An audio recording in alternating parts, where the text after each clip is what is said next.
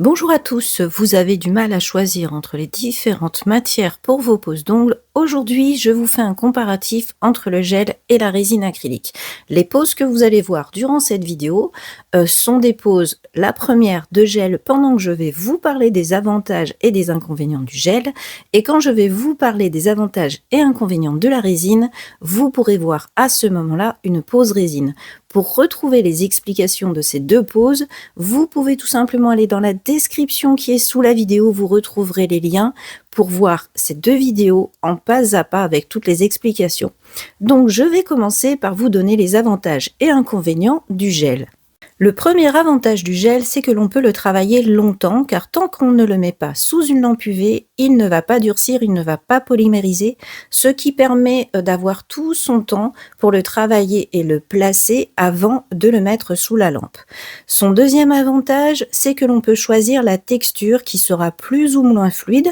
Par exemple, on peut choisir un gel auto-égalisant pour faire des poses sans limage, ce qui permet de gagner du temps.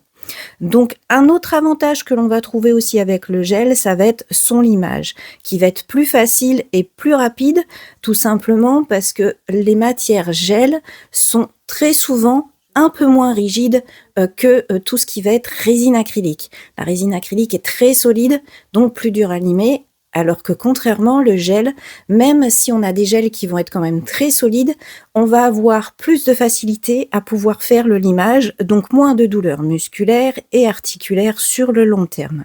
Il existe beaucoup de gels différents, c'est un énorme avantage aussi car certains seront plus souples que d'autres et vont permettre de s'adapter aux différents types d'ongles naturels.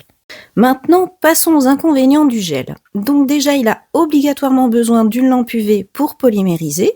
J'ai souvent cette question sous mes vidéos gel, est-ce qu'on a vraiment besoin d'une lampe UV LED? Donc oui, on a obligatoirement besoin d'une lampe UV, sinon votre gel ne pourra pas durcir, ne pourra pas polymériser. Vous avez absolument besoin de cet appareil.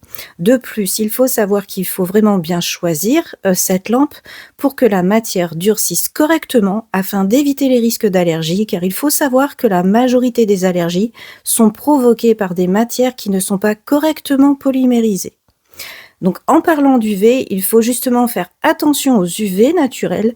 Les produits comme le gel ou les VSP peuvent se durcir s'ils sont trop près d'une fenêtre, par exemple quand vous travaillez, ou s'ils sont exposés longtemps sur des étagères qui peuvent être au soleil durant la journée. Donc il faut bien faire attention où vous mettez vos pots ou vos flacons de gel, sinon en très peu de temps, ils peuvent se détériorer s'ils sont trop près, par exemple, d'une fenêtre, et encore plus si par cette fenêtre, il y a les rayons du soleil qui peuvent vraiment passer et être dirigés vers vos pots ou vos flacons. Donc faites bien attention où vous mettez vos pots. Le troisième inconvénient que l'on peut trouver avec le gel, c'est qu'il y en a vraiment énormément de différents au niveau des textures et très souvent les débutants vont être un peu perdus pour choisir. En fait, pour choisir, il faut trouver celui avec lequel vous êtes à l'aise. Donc, les recommandations, des fois, peuvent aider, mais il faut savoir qu'un gel que quelqu'un va trouver vraiment super ne sera peut-être pas idéal pour vous. Donc, c'est à vous de trouver avec quel type de gel, quel type de texture vous allez être à l'aise pour travailler, surtout quand vous débutez. Puisque il faut savoir que ce n'est pas la texture du gel, quand vous l'avez dans le pot, qui va faire que ce gel va être flexible ou solide.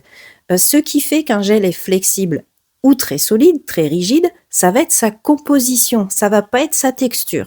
Donc, moi je conseille toujours de tester différentes textures de façon à trouver laquelle va vraiment être idéale pour vous, de façon surtout à éviter d'avoir des coulures sur votre contour, mais aussi éviter les décollements, puisqu'il faut savoir que les décollements viennent de plusieurs petites choses, mais en général, ça revient toujours au même.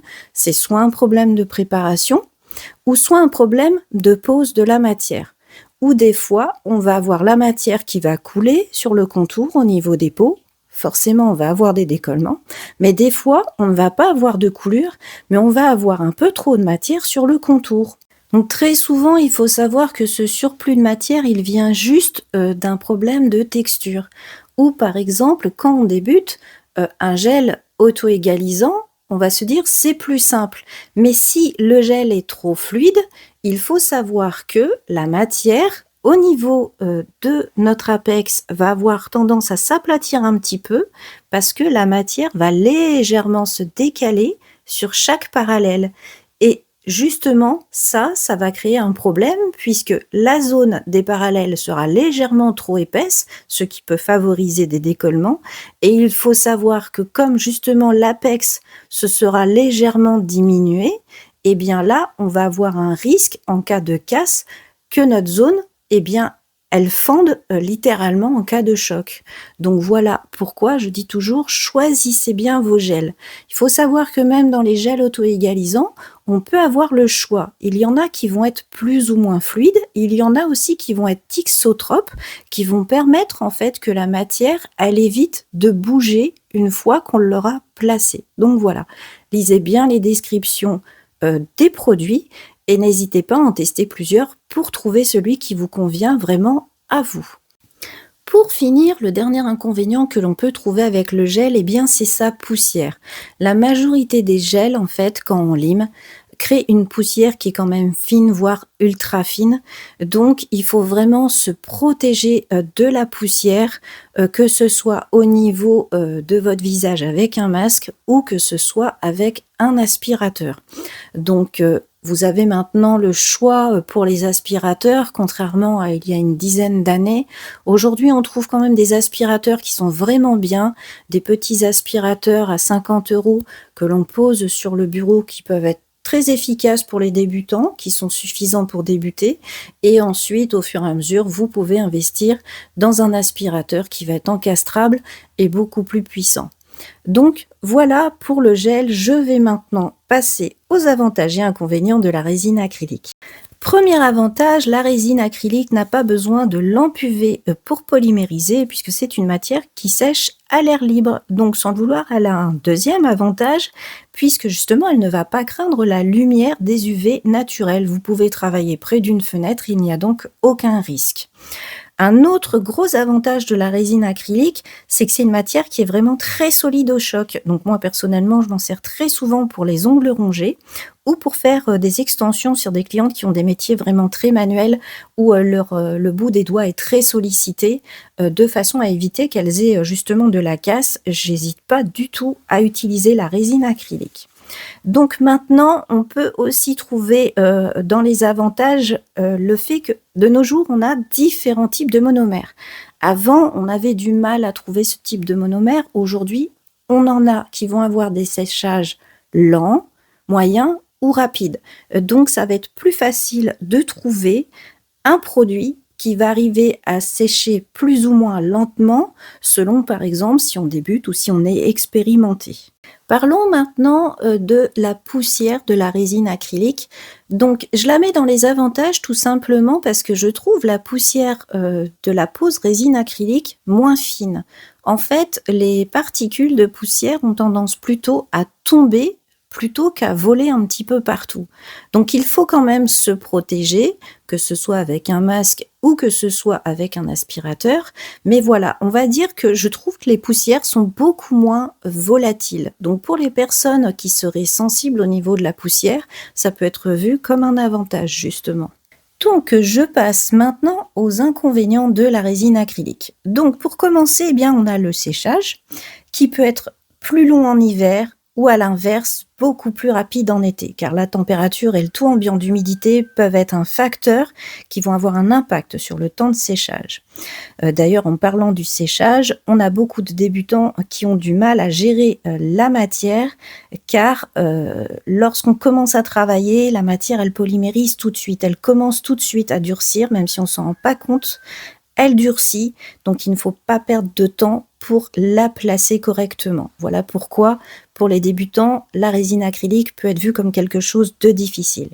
Un autre inconvénient est qu'il faut une pièce aérée, que ce soit par une filtration de l'air ou ouvrir tout simplement une fenêtre pour éviter la gêne que peut provoquer l'odeur de certains monomères que les clientes très souvent ne supportent pas, et toujours aussi pour des raisons de santé, puisque même si ça ne se voit pas à l'œil nu, on peut quand même respirer des petites particules qui s'évaporent dans l'air.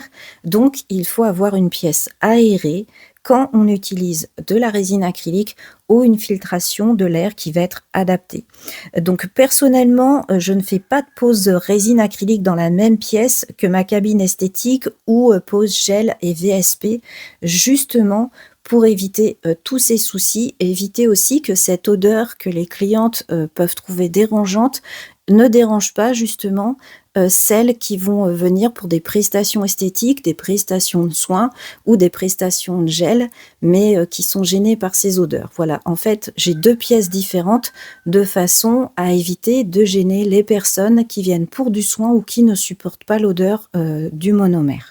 Donc ensuite, au niveau des inconvénients, eh bien, on a le limage, puisque c'est une matière qui est justement rigide et donc elle va être plus difficile à limer. Donc je conseille d'utiliser des limes avec des grains plus épais pour être plus rapide ou des embouts à grains corsés pour les déposes, ce qui vous fera quand même gagner du temps. Donc voilà, ça peut être vu comme un inconvénient puisque c'est une matière du coup qui est plus difficile à limer ou à poncer.